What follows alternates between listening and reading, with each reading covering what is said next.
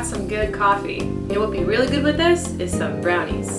So welcome today to my kitchen. We're going to make some sweet potato brownies, which will go really great with this coffee.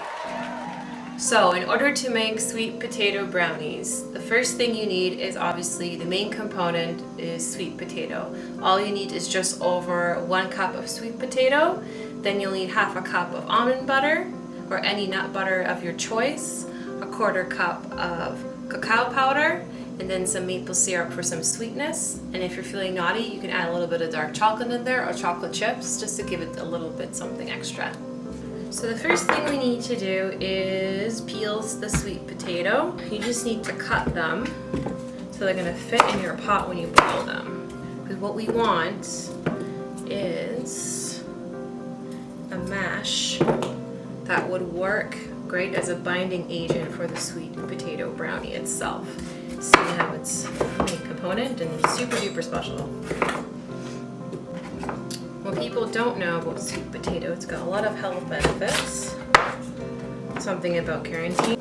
I hope that my cutting skills are up to par. I think the first time I had sweet potato brownie was because I was trying to be more healthy and I was creating something sweet that I couldn't have to feel guilty about. And that's how I came across this recipe. I'm ready to go. So the next step would be to boil these babies.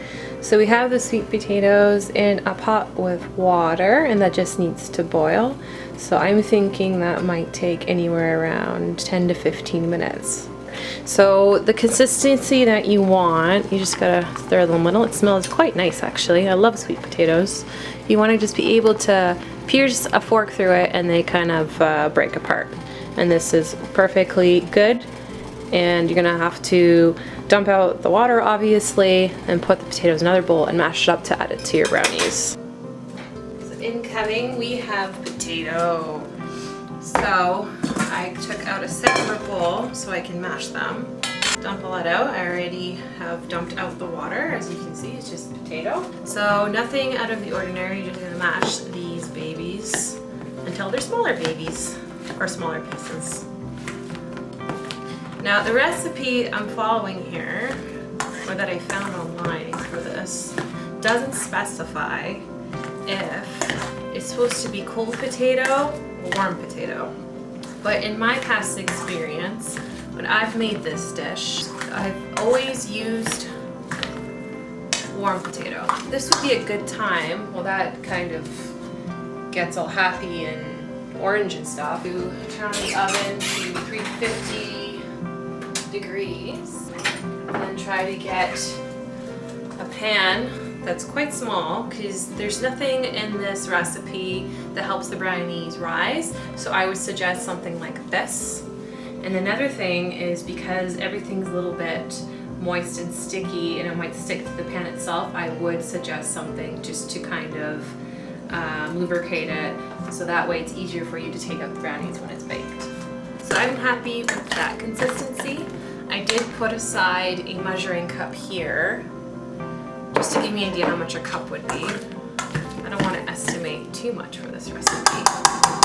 So masher can go bye-bye. Now I've introduced the spoon. We all like the spoon. So I'm going to just scoop it into this measuring cup here and go by that measurement there. There you go.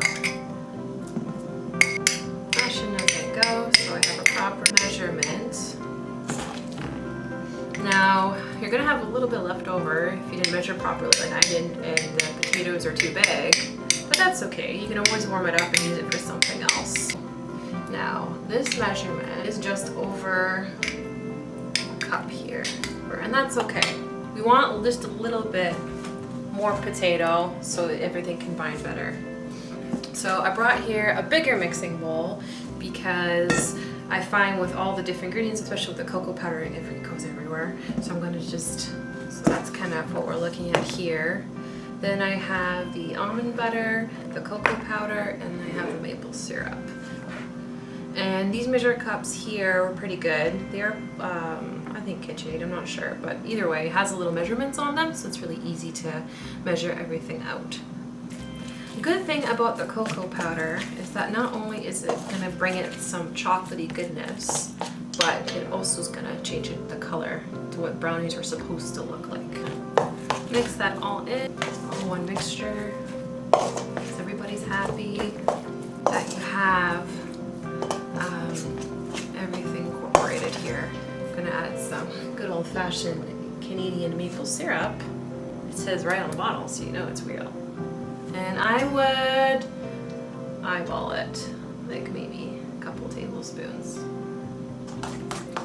So the consistency we're left with looks like a cake batter almost, which actually I would argue is quite close to a brownie batter. I'm gonna grab some chocolate. This is President's Choice brand Organics. This is extra dark. That's how I like my chocolate. You're more than welcome to use either white chocolate or dark chocolate or milk chocolate or your chips in chunks, like however you like it. So I'm gonna start with, I think, that. So that crackle tells me it's been in the freezer long enough. So it's gonna be great. And I'm hoping when I bake this, I get little chunks of dark chocolate. That concoction's gonna stay warm. So I'm going to add this to the bowl, like so. Nothing fancy here. And I think the oven just finished preheating. So I'm just gonna mix these guys around. So off camera, I took the liberty of greasing this baking dish. You wanna get all of the edges around and in the corners to just be so much easier on yourself when you take this sucker out. So next thing you're gonna do is carefully ladle the batter into the pan. What I do like about this recipe is that it's so easy. Most of these ingredients typically you might already have in your pantry. So what I'm doing here is just kind of evening out the batter in the pan. So when this thing bakes, it'll be a lot more even in terms of texture. It'll be easier to cut into pieces. So this has to go into the oven. I would say give it about 30 minutes and keep checking if it's ready. And the way to know if it's ready is to take one of your wooden testers and to stick it into the middle, and then there should be nothing of a wet consistency stuck to the stick there. So I'm gonna put it in the oven now. Sing a little dance, sing a little song, and hope that everything will work out in about 30 minutes or so. See you then. You're still here?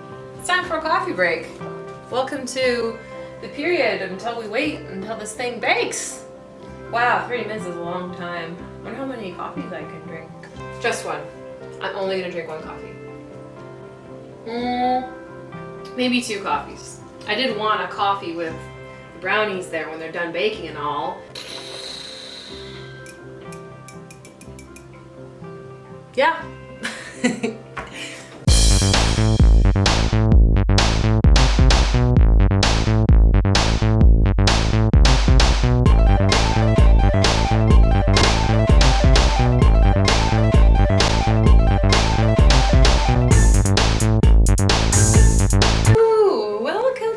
So I stuck in the tester.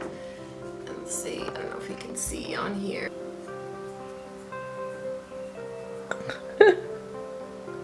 My finger. Oh shit, it fell off. Just got like little crumbs. There are gonna be a teensy bit wet, but you don't want it too wet, but it's ready to take out. First of all, safety first, kids. Let's turn off the oven, shall we? So these are ready to be taken out of the oven. I did put a tester in it a couple of times just to make sure it was the right consistency. So if you take a look here, don't worry, I won't flip over or anything. So it's got a nice crust on the top. It's dry, it's not wet anymore. When I stuck in the tester the first time, it was a little bit too not dry enough. I don't want to say that M word.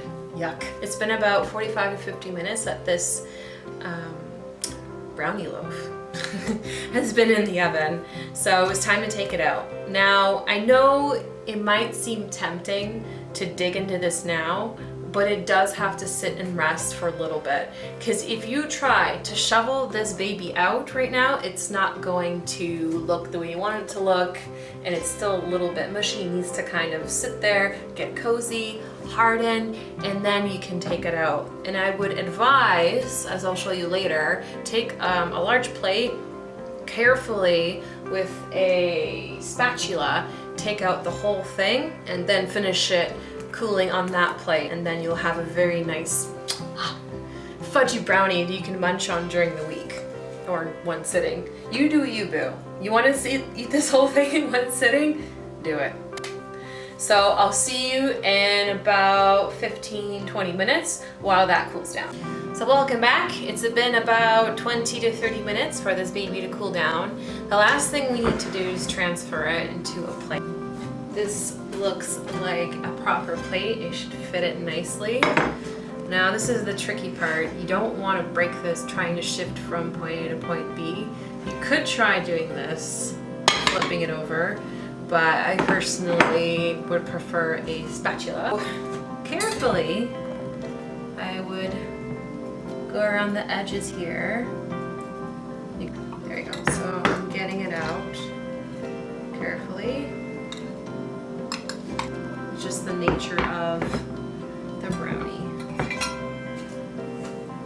Not a problem, just stick her back on. I think, in the words of Julia Child, you can always put it back together.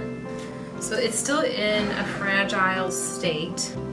I would go no smaller than that much, otherwise it will fall apart on you. You want this to cool completely, and you want it to go into the fridge. That's its final resting space. And that's it. And that's how you make sweet potato brownies. But I am happy with how high it turned out. Happy eating and dining.